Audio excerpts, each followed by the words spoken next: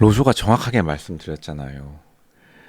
르노차 사는 거는 좋은데 하이브리드 사지 말라니까요. 무조건 이제 휘발유 모델 혹은 이제 디젤 모델이라 하더라도 내연기관 사는 게 정답인 게, 지금 보니까 르노 그랑콜레오스가 이제 팔린 지 좀 시간이 지나니까 변속기 미션, 트랜스미션이 난리가 났다라고 해요. 근데 이거는 정확하게 예측해 드렸던 것도, 이게 하이브리드 미션이 다 약해. 이게 비단 르노뿐만 아니라 BMW도 그렇고 현대차도 다 똑같은 문제예요. 뭐 단순히 이게 중국 차라서 문제인 건 아니긴 한데, 근데 이번에 더 일이 좀 커지게 된 것도, 이 보면은 지금 중국차 베이스로 가져온 것까지는 좋은데, 중국이 대륙 국가이기 때문에 항속을 염두에 둬가지고 모든 것을 설계했단 말이죠.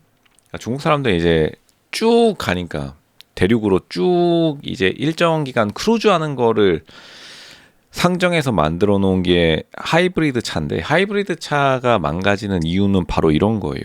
이거 저전압 때문인데, 한국은 저전압이 진짜 문제가 좀 심해요. 왜냐하면 잘 안 타고 다녀.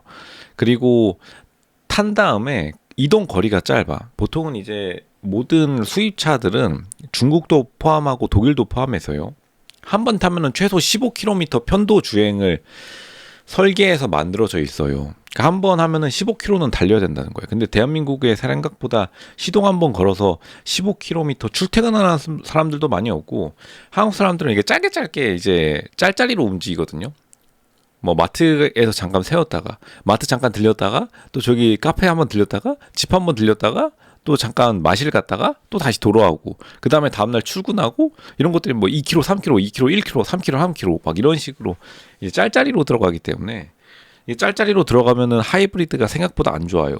왜냐하면은 그만큼 배터리의 관리가 쉽지 않고, 그리고 하이브리드는 내연기관까지 들어가 있는데, 내연기관이 하이브리드의 배터리를 충전시켜주고, 그리고 시스템이 일정 온도 이상으로 올라와야 되는데, 그러니까 예열이 안 된 상태에서 계속 그냥 시동 껐다가 켰다 껐다 켰다 이게 반복되다 보니까 당연히 미션이 맛이 가죠.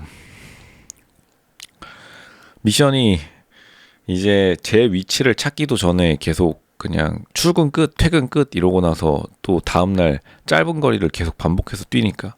근데 가솔린 차랑 디젤 차는 좀 괜찮은 게, 가솔린 차랑 디젤 차는 애초부터 변속기 자체가 허용 범위가 넓게 설정되어 있기 때문에, 하이브리드는 전기가 들어가면은 전기는 정확하게 신호를 줘야 되잖아요. 근데 이제 그냥 일반 휘발유 차들은 같은 경우에는 굉장히 허용 범위가 넓어서 변속기가 가지고 있는 토크의 허용 범위도 넓고, 그리고 그렇게 정확하게 변속 안 해도 대충 이제 뭐 약간 뭉개듯이 넘어간다고요.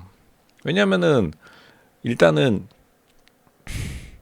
엔진이 돌고 있으니까, 엔진이 도는 데에서 변속을 해주면 되는 거니까, 변속이 뭐 조금 빠르건 늦건 간에 변속기에 무리가 갈 일도 없는데, 이 하이브리드는 정확하게 변속 타이밍을 잡아주고, 그리고 언제 전기가 개입할지 개입 안 할지를 실시간으로 파악하다 보니까 이미 무리가 많이 가.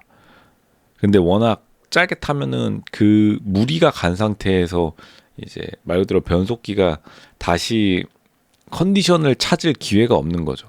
변속기의 가장 좋은 환경은 그냥 80km로 놓고서 쭉 달리는 게 차에는 가장 이상적이거든요. 왜냐면은 일정한 말 그대로 과부하가 일정하게 걸리게 되면은 차가 일단은 뭐 당연히 문제없이 뻥 뚫린 고속도로 가면은 브레이크 잡을 필요도 없고 차에 무리가 갈 일도 없죠. 근데 보통 저 변속기가 말 그대로 변속을 여러 번 하다가 이제 망가지는 케이스가 대부분이니까. 그랑콜레오스 카페는 지금 난리가 났던데, 이것뿐만 아니라 뭐 뒷라이트 깨지고 드라이브 샤프트 날아가고 로어암 뭐 계속해서 문제가 많은데, 근데 뭐 그렇다고 해서 르노의 그랑콜레오스가 나쁜 차라고는 하진 못할 것 같아요. 왜냐하면 차 자체는 워낙 좋아. 가격대도 솔직히 괜찮아. 근데 이제 좀 자기가 뭐 세컨카?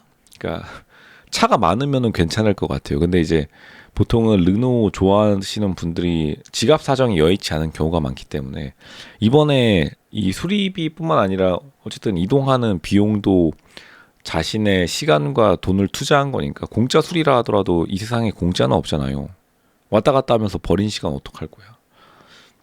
그게 완전 아까운 거죠. 그리고 혹시나 긴급 출동 서비스 사용했으면 또 말 그대로 보험료도 보험료대로 내야 되고,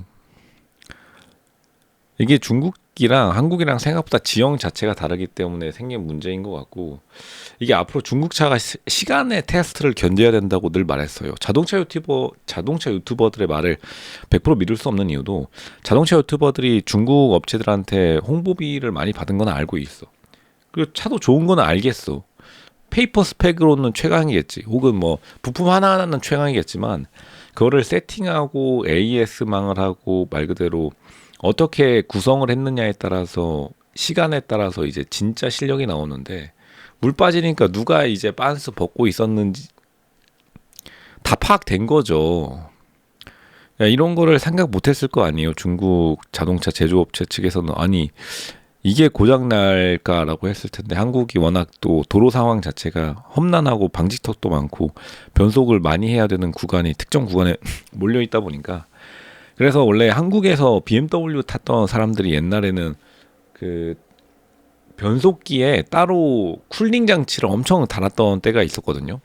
왜냐하면은 열이 많이 나니까. 한국에서 변속기 문제가 옛날에도 고질병이었는데, 이제 중국은 한국 시장 진출이 그렇게 오래되지 않다 보니까, 왜냐면은 이게 80km로 정속 주행하면은 변속기에도 무리가 안 가지만 바람이 식혀져 가지고 말 그대로 고장 나기 전에 알아서 이제 쿨링이 되는데, 계속 저속에서 왔다 갔다 하면은 배터리도 열받고 변속기도 열받고 엔진도 열받고, 그러다가 이제 말 그대로 뭔가 하나가 맛이 가면은 뭐 수리비 800만 원, 500만 원.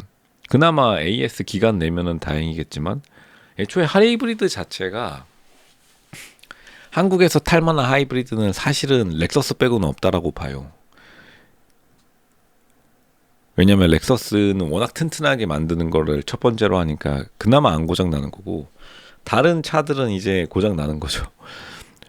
그만큼 한국 도로가 생각보다 되게 가혹 조건이고, 그리고 한국의 도로 상황을 너무 우습게 본 중국이 이번에는 큰 실수를 한 겁니다. 르노 그랑콜레오스가 중국 베이스 모델이 첫 진출하는 거여가지고 되게 이제 중요한 기념비적 모델이기도 한데, 생각보다 이제 내구성에서 계속 문제가 나오네요. 근데 다시 말하지만 차 자체는 좋아. 특히나 휘발유 모델은 더 멀쩡해.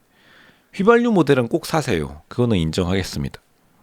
실제로 로쇼도 지금 그랑콜레우스 가솔린 모델은 약간 좀 관심이 많이 가요. 근데 일단은 하이브리드, 중국산 하이브리드는 잠시 패스하는 걸로 하는 게 가장 좋다라고 봅니다. 근데 워낙 또 차 자체가 잘 만들었으니까 이번 개선판을 통해 가지고 이제부터 만들어 가면은 확실히, 근데 무서운 경쟁자로 언제든지 돌아올 수 있는 그 가능성은 있다라고 봐요. 르노의 잠재력이 무섭기는 한데, 일단 처음 중국차에 대한 이미지는 많이 좀 안 좋아진 게 팩트다. 그게 이제 사람들에게 학습 효과로 각인되면 또 오래 가니까요. 좀 봐야 알겠죠.